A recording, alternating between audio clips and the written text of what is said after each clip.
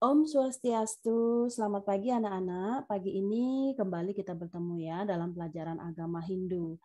Baiklah, mari kita ucapkan salam Panganjali umat, Om Swastiastu.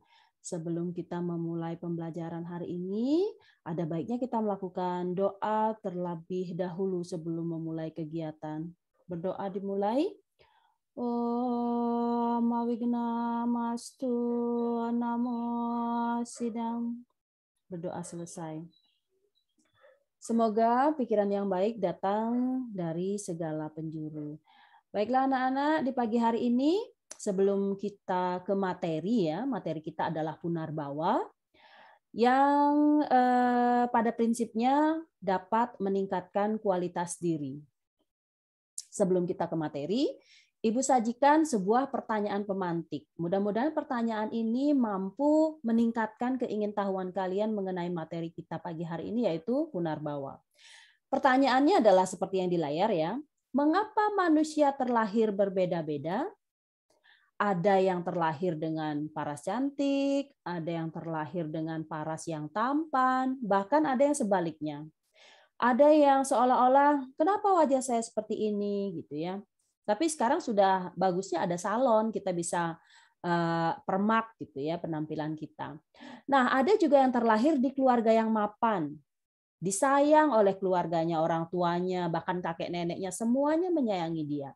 Tetapi ada pula kelahiran yang sangat berbeda atau sebaliknya. Terlahir di keluarga yang kurang berada, harus ikut membanting tulang untuk mencari nafkah keluarga gitu ya. Sekolah cuma pengen HP aja susah, sementara teman yang lain gampang gitu ya. Ini adalah sebuah pertanyaan pemantik yang Ibu harap mampu meningkatkan keingintahuan kalian,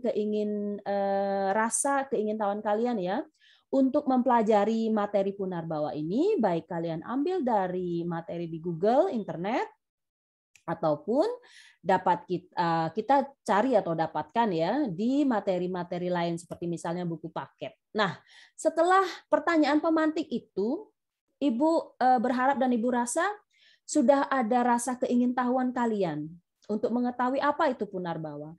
Tapi sebenarnya materi Punarbawa ini udah nggak asing lagi di telinga kita karena sudah dari sejak kalian berada di bangku SD, kalian sudah sering mendengar, membaca, bahkan mengikuti ya informasi-informasi seputar dengan Punarbawa itu sendiri. Nah, Ibu akan sajikan yang pertama pengertian Punarbawa ya. Punarbawa berasal dari bahasa Sanskerta, yaitu dari kata punar yang berarti lagi, sedangkan bawa yang berarti menjelma. Secara kata, tata bahasa, jadi Punarbawa itu berarti kelahiran yang terulang ke dunia. Dan kelahiran ini disebabkan oleh karma wasana dari kehidupannya. Jadi kenapa kita terlahir dengan paras cantik? Nah, atau kita terlahir dengan paras yang tampan? Berarti apa yang sudah kita lakukan pada kehidupan sebelumnya, gitu ya. Kemudian kenapa kita terlahir di keluarga yang kurang mampu? Gitu ya. Kenapa kita sudah rajin berdoa, rajin bekerja, tetapi memiliki kehidupan yang tidak layak gitu ya. Bahkan ada yang berdoa, subekene ibu bahasa balikan ya, subekene rajine maturan, tapi adi terus dan makatang cobaan gitu anggap ya. Berarti kita saat ini sedang menjalani dan melaksanakan hasil dari karma pada kehidupan sebelumnya. Mungkin itu secara pengertian ya. Jadi untuk materi yang kedua yaitu hakikat Punarbawa. Kita ketahui bahwa kehidupan ini sifatnya sangat rahasia. Kita sebagai manusia hanya diberi kesempatan untuk menggunakan waktu dalam hidup ini dengan sebaik-baiknya. Jadi jika ada kesempatan untuk hidup bernafas di pagi hari ini, kita harus syukuri dan kita harus selalu berusaha untuk melakukan hal-hal dengan sebaik-baiknya. Ketika kita memiliki dua hal dalam tubuh kita, itu ada sisi baik, robinede istilahnya ya, sisi baik dan sisi buruk. Ketika sisi baik ini menguasai tubuh kita, pikiran kita, dan sisi buruk juga mempengaruhi pikiran kita, kita harus dengan nalar yang tinggi, dibekali dengan serada yang kuat, kita tentunya akan bisa memilih mana yang baik dan mana yang tepat. Apalagi kalian sudah berada di bangku SMA ya, kalian harus bisa menggunakan nalar itu. Jangan terpengaruh terhadap lingkungan yang salah, gitu ya. Dengan kemampuan, kemudian dengan ilmu pengetahuan yang cukup yang saat ini kalian miliki, kalian harus bisa lebih bijaksana memilih mana yang baik dan mana yang buruk, sehingga karma saat ini yang sudah kita lakukan saat ini bisa kita nikmati nanti, baik itu masih di kehidupan yang sekarang ataupun di kehidupan reinkarnasi berikutnya, ya. Tapi ada saat ini mungkin wajahnya ya kurang menarik gitu. Tetapi ketika dia selalu berkata-kata yang baik, berpikir yang baik, berbuat yang baik, maka keluarlah inner beauty-nya dia. Dia terlihat lebih menarik untuk dipandang gitu ya. Berbeda dengan orang yang mungkin aslinya berparas menarik, cantik atau tampan gitu. Tetapi dia selalu memiliki kelakuan atau sifat yang buruk, akhirnya nggak ada orang yang suka atau mau bergaul dengan dia. Itu apa ya yang dapat Ibu definisikan pada pertemuan kali ini ya.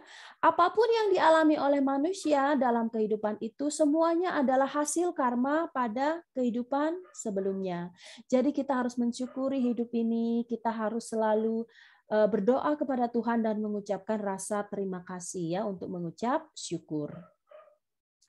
Baik, slide berikutnya yaitu tanpa kita sadari, dan bahkan mungkin ada beberapa dari kalian menyadari ini ya. Jadi dalam tubuh kita memiliki 5 lapisan badan. Setelah nanti kalian mendapatkan buku atau bahan ajar, mungkin kalian bisa menyimak beberapa gambar yang mengilustrasikan dari penjelasan materi ini ya. Jadi kita memiliki 5 lapisan badan dalam diri manusia, yang disebut dengan panca maya kosa, yang wajib kita ketahui untuk mampu meningkatkan kualitas diri kita ya, mampu meningkatkan kualitas diri untuk lebih maju dalam menjalani kehidupan. Bagian yang pertama adalah anamaya kosa. Jadi tubuh kita pada lapisan luar itu terbentuk dari anamaya kosa, yang mana lapisan ini terbuat dari makanan dan minuman. Apapun makanan dan minuman yang kalian cerna, itulah yang nantinya akan membentuk tubuh kalian dari luar, gitu ya. Ketika kamu bisa mengkonsumsi makanan yang mengandung vitamin, maka tubuh kalian juga akan lebih bagus kandungan vitaminnya. Tetapi ketika kalian mengkonsumsi makanan yang tidak layak kalian konsumsi, karena anamaya kosa ini terbuat dari makanan dan minuman, misalnya minuman keras, misalnya makanan yang tidak layak dimakan gitu misalnya ya. Berarti kalian sudah membentuk lapisan badan kalian ini dengan salah gitu ya. Jadi kita harus cerdas memilih mana makanan yang sehat meskipun harganya murah seperti tempe, tahu, air putih yang paling sehat, berarti kita sudah mampu membentuk lapisan tubuh kita ini dengan baik.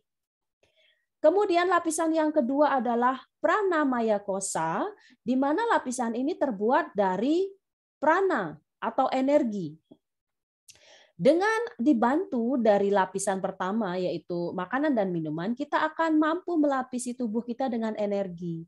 Baik itu makanan yang baik tentunya akan menghasilkan energi yang baik pula ya. Kemudian lapisan yang ketiga adalah manomaya kosa, di mana lapisan ini terbuat dari alam pikiran. Ketika kita mampu berpikir yang baik, ketika kita mampu berpikir yang positif, maka kita akan mendukung tubuh kita ini untuk lebih maju dan lebih bangkit dalam berpotensi diri gitu ya. Meningkatkan kualitas diri dengan berpikir yang baik dan positif. Baik, kita ke lapisan yang keempat yaitu Wijnana Maya Kosa. Di mana lapisan yang keempat ini lebih dalam lagi, yaitu terbuat dari pengetahuan. Dibekali dengan makanan minuman yang baik, kemudian menghasilkan energi yang baik pula, terus didukung oleh pikiran yang positif, dan yang keempat kita harus mendukung dengan pengetahuan. Salah satunya membaca, ya, browsing di internet, kemudian ada panduan dari guru pengetahuan atau guru kalian di sekolah, orang tua. Jadi kita sudah membentuk sebuah pengetahuan dalam diri kita sehingga kita mampu meningkatkan kualitas diri. Nah, lapisan yang terakhir, lapisan yang paling penting ini adalah terbuat yaitu Anandamaya Kosa, Anandamaya kosa itu terbuat dari kebahagiaan.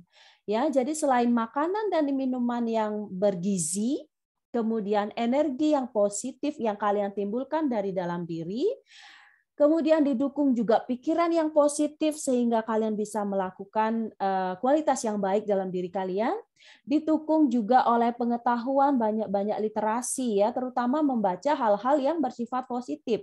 Ketika kalian membuka sosmed tapi isinya hal-hal negatif, mending scroll aja ya, lewati. Dan yang kelima yang paling penting itu adalah kebahagiaan. Ketika rasa bahagia itu timbul dalam diri kalian, maka kalian akan bisa meningkatkan kualitas diri. Berhentilah mengeluh, berhentilah menyesal ya. Timbulkan rasa kebahagiaan dari jiwa kalian sehingga kalian mampu meningkatkan kualitas diri. Meskipun sekarang pembelajaran lewat daring, kalian harus bisa memupuk rasa kebahagiaan itu. Berhentilah menyesal, berhentilah mengeluh ya sehingga kalian bisa meningkatkan kualitas diri. Baik, di slide ini Ibu akan berikan analisis ya, tugas, yaitu kalian wajib untuk menganalisis, maaf ya mungkin kurang S ya, memberikan analisis tentang cara meningkatkan kualitas melalui unsur-unsur panca maya kosa dalam ajaran Punarbawa. Komentar kalian dapat kalian ketik pada komentar kelas, atau kalian juga bisa menulis di buku, kemudian difoto, dan kalian posting di komentar kelas. Ya, mungkin ada masalah, Ibu akan contohkan ya. Contoh, Ibu contohkan nomor 1 ya. Anamaya kosa. Bagaimana analisis kalian terhadap peningkatan kualitas diri di lapisan yang pertama ini? Misalnya, saya memakan makanan yang bergizi gitu misalnya untuk dapat meningkatkan kualitas diri yang layak konsumsi itu misalnya. Bagaimana dengan pranamaya kosa? Apa upaya kalian ya? Energi yang bagaimana yang kalian ciptakan untuk bisa meningkatkan kualitas diri kalian ya. Mungkin penjelasan yang tadi bisa membantu. Baik, itu mengenai tugas. Dan sekarang Ibu akan tutup pertemuan kali ini dengan para mesanti. Jika ada pertanyaan, kalian bisa mengajukan pada WA Group ya. Kalian bisa bertanya di sana, kita diskusikan di sana. Dan di Google Classroom, kalian memposting jawaban dari tugas yang Ibu berikan. Baiklah anak-anak, demikian penjelasan dari Ibu. Mari kita tutup dengan para mesanti. Om Santi Santi Santi Om.